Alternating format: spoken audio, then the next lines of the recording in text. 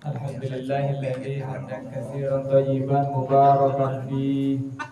Allahumma sholli ala Muhammad wa ala ali sayyidina Muhammad. Yang saya hormati Sohibul Bait, Bapak Istighfar beserta istri dan keluarga besarnya. Yang saya hormati Ketua DKM Mushola Lebaniyah Bapak Sahla. Yang saya hormati Ketua Paguyuban Asiliwet Bapak Ustadz Yusuf Maulana atau Maulana Yusuf. Yang saya hormati Bapak Sekjen, Bapak Joker. Yang saya hormati orang tua kita, sesepuh kita, yakni Bapak Haji Abil Anta. Yang saya hormati Ustadz Bajri, Ustadz Yayat. Dan yang saya hormati sesepuh dari RT 02, Bapak Haji Kuat. Bapak-bapak hadirin semuanya yang saya hormati, mudah-mudahan kita semua di sini dalam keadaan sehat walafiat, umur dan barokah. Amin ya Allah ya Rabbal alamin. Bapak-bapak hadirin semuanya, sholawat serta salam marilah kita curahkan kepada junjungan kita, yakni Nabi besar Muhammad sallallahu alaihi wasallam, kepada keluarga dan para sahabatnya, dan mudah-mudahan kita salah umatnya kelak mendapatkan syafaat dari beliau di yaumil qiyamah. Amin amin ya Allah ya Rabbal alamin. Masih belum ngantuk ya Pak ya? Lanjut Pak. Saya ke bagian yang paling berat ini. Kalau bagian ngomong-ngomong ini bagian paling berat Pak ya. Kalau ngomongnya salah diikutin maka dosanya juga saya kena, Bapak kena. Jadi bagian yang paling berat. Mudah-mudahan kita selalu dalam bimbingan, dalam hidayah Allah Subhanahu wa Ta'ala. Amin. Baik Bapak-bapak semuanya, malam ini saya akan menyampaikan tentang syafaat dari Rasulullah Shallallahu Alaihi Wasallam. Kita sering mendengar kata syafaat ya Pak ya. Iya. Syafaat itu artinya pertolongan. Ya. Jadi kita sering mendengar syafaat itu artinya pertolongan. Menurut sejumlah para ulama, syafaat Rasulullah itu ada 6. Ya. Menurut sejumlah ulama Pak, itu ada 6. Apa saja? Yaitu yang pertama syafa'atul uzma. Kita sering mendengar ya, syafa'atul uzma. Syafa'atul uzma itu syafaat yang diberikan kepada semua orang. Artinya umum, tidak untuk orang-orang tertentu. Jadi umum untuk semua umatnya Nabi Muhammad, itu yang disebut syafa'atul uzma. Itu yang pertama. Kita ngebut aja ya Pak, ada 6 ya. Kemudian yang kedua syafaat ketika diriwayatkan di padang mahsyar itu kan ada namanya sidang ya Pak. Jadi sebelum sidang itu ya kayak kita, misalnya kita mau sidang dipanggil, pasti kan deg-degan ya Pak.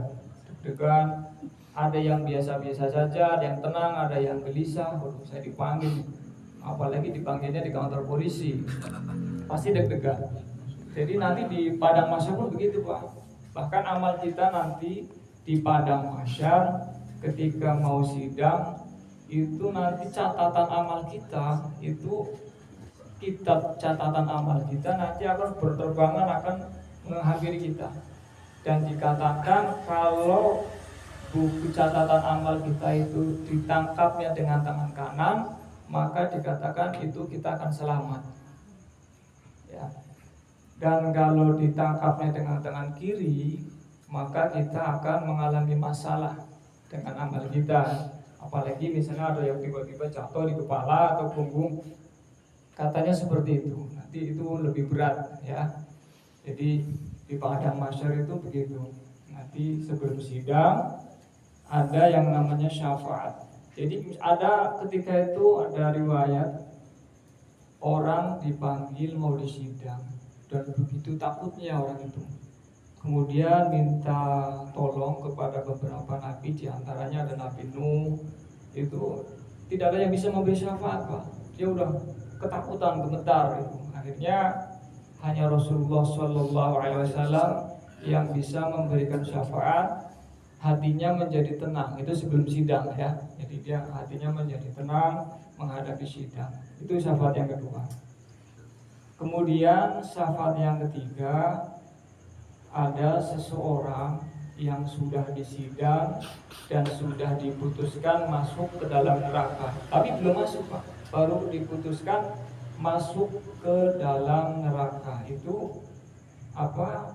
Sama Rasulullah Shallallahu Alaihi Wasallam, dia tidak jadi masuk ke dalam neraka karena mungkin dengan perbuatannya ketika di dunia itu ternyata ada amal yang memang membuat dia itu mendapatkan syafaat dari Rasulullah SAW. Maka yang seharusnya masuk neraka tidak jadi, padahal sudah diputuskan Pak dalam sidang itu. Jadi itu tidak jadi. Dan konon katanya ini ada di kitab, cuman saya nggak bawa kitab ya Pak, karena saya juga nggak bisa baca kitab. Itu buku catatan amal kita, kan ditanya amal baik, kita nggak bisa jawab. Yang jawab adalah mulut kita nggak bisa jawab ya, anggota tubuh kita. Dan kalau ditampakkan catatan amal kita, kalau di awal itu keterangannya bagus-bagus Pak katanya, wah kamu hebat dulu, sholatnya hebat begini, itu tanda-tandanya akan celaka. Nanti di akhirnya baru itu tidak bagus kan. Dan sebaliknya, kalau di awal itu catatan amalnya buruk ya, itu misalnya wah kalian pernah di waktu di dunia pernah berbuat dosa begini begitu, maka insya Allah itu di akhirnya bagus kan, selamat itu. Itu saya menyampaikan ini dulu ketika saya ngaji Pak, itu kata guru saya begitu, dan beliau membawa kitab. Saya juga sudah izin apabila menyampaikan bagaimana itu boleh, namanya sanad langsung katanya itu ya. Jadi seperti itu yang ketiga ya Pak ya. Kemudian yang keempat, syafaat untuk orang yang sudah masuk neraka Pak. Ketika itu Rasulullah tidak mau pergi. Kemudian ada malaikat yang bertanya, wahai Rasulullah, umatmu sudah tidak ada yang di dalam neraka, maka tidak usah engkau mencari umatmu. Rasulullah menjawab, ada, dicari lagi ya, seperti itu. Nah, kemudian dikorek-korek Pak tuh di neraka, ada, tinggal satu adanya. Itu tinggal satu, akhirnya dengan syafaat Rasulullah diambil dan dimasukkan dalam surganya Allah Subhanahu wa Ta'ala. Kemudian yang kelima ya, yang kelima itu misalnya di sini ada Pak Sahlan, Pak Yusuf, kebetulan beliau ini amalnya bagus, nggak masuk neraka, masuk surga, tapi surganya itu paling bawah, surganya paling bawah. Level surga ada berapa Pak? Sekitar berapa? 200-an ya levelnya, bukan pintu surga. Levelnya itu 200-an. Jadi ketika Pak Sahlan atau Pak Yusuf itu masuk di surga level paling bawah, maka itu wah masa iya ketua DKM paling bawah, udah masuk aja, naik lagi ke atas, dia pantas ini amalnya bagus, ketua DKM lagi, maka levelnya akan ditaikkan. Itu syafaatnya begitu. Kemudian yang terakhir, syafaat terhadap pamannya Nabi Muhammad Shallallahu Alaihi Wasallam. Pamannya siapa Pak? Abu Thalib, betul. Jadi Abu Thalib itu kan bukan orang beriman ya Pak ya, bukan orang Muslim. Pamannya Nabi Muhammad itu bukan Muslim, tapi beliau ini mendapatkan syafaat dari Rasulullah Shallallahu Alaihi Wasallam berupa menginjak bara api yang panasnya sampai ubun-ubunnya mendidih. Subhanallah ya Pak ya. Jadi mendapatkan syafaat Rasulullah begitu, apalagi yang tidak ya Pak, gambarnya seperti itu. Dia dikatakan, diriwayatkan seperti itu. Jadi kakinya menginjak bara api yang panas, mendidih sampai ubun-ubun Pak. Itu mendapatkan keringanan katanya. Ringannya itu begitu, siksa neraka itu Pak. Ya, itu 6 syafaat Rasulullah Shallallahu Alaihi Wasallam. Selain Rasulullah juga ada beberapa orang yang bisa memberikan syafaat. Dalilnya banyak di Al-Quran ya, ada beberapa langsung dalilnya. Jadi ada beberapa orang yang diizinkan bisa memberikan syafaat. Di antaranya misalnya anak-anak kita nih Pak, ada yang meninggal sebelum balik, misalnya yang umur setahun, 2 tahun, 3 tahun, 4 tahun itu, kalau kita orang beriman dan ikhlas maka akan bisa memberikan syafaat ya. Jadi dikatakan anak tersebut ketika itu suruh masuk surga sama malaikat, di depan pintu surga itu didorong-dorong, bahkan dia nggak mau. Kenapa nggak mau? Saya nggak mau. Ternyata setelah ditanya, saya hanya mau masuk surga kalau kedua orang tua saya sudah menggandeng saya ya. Maka diambillah sama malaikat kedua orang tuanya itu, dimasukkan bareng-bareng ke surganya Allah Subhanahu wa taala.